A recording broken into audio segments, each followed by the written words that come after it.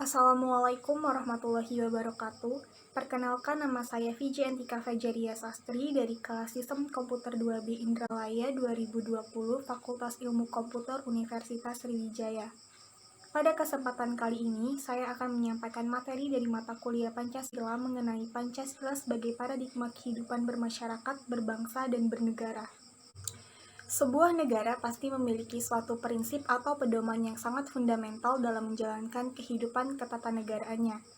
Pancasila merupakan landasan fundamental bagi bangsa Indonesia dalam menjalankan kehidupan bermasyarakat, berbangsa, dan bernegara.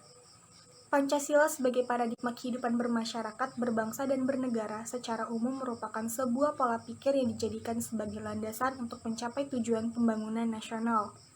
Menurut bahasa Yunani, paradigma yakni para, yang berarti di samping, di sebelah, dan dikenal. Kemudian, menurut Kamus Psikologi, paradigma diartikan sebagai satu model atau pola mendemonstrasikan semua fungsi yang memungkinkan dari apa yang tersajikan. Pancasila sebagai paradigma dalam penyelenggaraan kehidupan ketatanegaraan dan pembangunan nasional menimbulkan suatu konsekuensi bahwa segala kebijakan yang diambil pemerintah untuk pembangunan nasional haruslah didasarkan pada nilai-nilai yang terkandung dalam setiap sila Pancasila. Secara umum, Pancasila mengandung nilai-nilai normatif yang dijadikan sebagai ideologi dan dasar negara bangsa Indonesia. Poin pertama, Pancasila sebagai paradigma di bidang politik.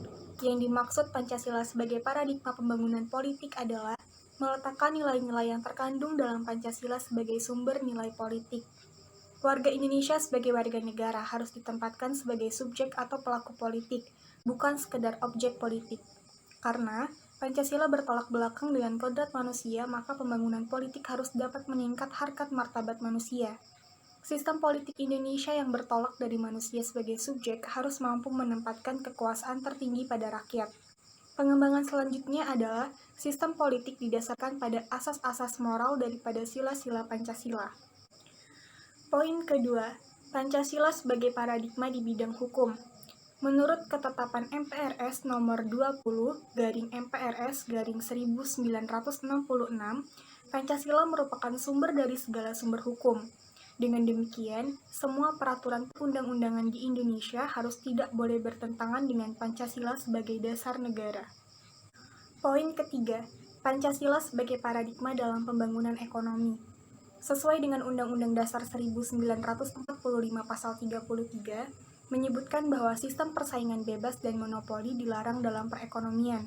Mengenai pasal 33 ini, penjelasan Undang-Undang Dasar 1945 menyatakan, dalam pasal 33 tercantum dasar demokrasi ekonomi, produksi dikerjakan oleh semua, untuk semua di bawah pimpinan atau penilaian anggota-anggota masyarakat. Oleh sebab itu, sistem perekonomian negara harus mengutamakan kesejahteraan rakyat. Masyarakat pun harus ikut andil dalam kegiatan pembangunan ekonomi, sedangkan pemerintah berkewajiban memberikan pengarahan dan bimbingan terhadap pertumbuhan ekonomi yang sehat bagi perkembangan dunia usaha. Poin keempat, Pancasila sebagai paradigma dalam pembangunan sosial budaya. Pancasila sebagai paradigma dalam pembangunan sosial budaya adalah mendasarkan pembangunan sosial budaya berdasarkan nilai-nilai yang telah ada dalam masyarakat.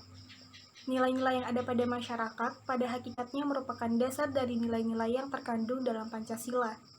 Dalam rangka pembangunan sosial budaya, Pancasila merupakan sumber normatif yang bertujuan untuk meningkatkan harkat dan martabat manusia, menjadikan warga negara menjadi masyarakat yang beradab dan berbudaya. Poin kelima, Pancasila sebagai paradigma dalam pembangunan kehidupan antarumat beragama. Sesuai dengan nilai-nilai yang terkandung pada nilai Pancasila sila pertama dan sila kedua yang berbunyi ketuhanan yang esa dan kemanusiaan yang adil dan beradab. Negara Indonesia sangat terbuka dengan umat beragama lainnya. Negara Indonesia juga memberikan kebebasan kepada warganya untuk memeluk agama serta menjalankan ibadah sesuai dengan keyakinannya masing-masing. Itulah beberapa pemaparan materi dari saya. Kesimpulannya, istilah paradigma merupakan suatu asumsi-asumsi dasar dan asumsi-asumsi teoritis yang umum, sehingga merupakan suatu sumber hukum-hukum, metode, seru penerapan dalam ilmu pengetahuan sehingga sangat menentukan sifat, ciri, serta karakter ilmu pengetahuan itu sendiri. Kemudian di dalam Pancasila itu sendiri terdapat paradigma pembangunan diantaranya meliputi yang pertama, Pancasila sebagai paradigma di bidang politik, 2. Pancasila sebagai paradigma di bidang hukum. 3. Pancasila sebagai paradigma dalam pembangunan ekonomi. 4. Pancasila sebagai paradigma dalam pembangunan sosial budaya. Dan yang kelima, Pancasila sebagai paradigma dalam pembangunan kehidupan antar umat beragama. Sekian dari saya, apabila terdapat kesalahan saya mohon maaf dan kepada Allah saya mohon ampun. Saya akhiri, wassalamualaikum warahmatullahi wabarakatuh.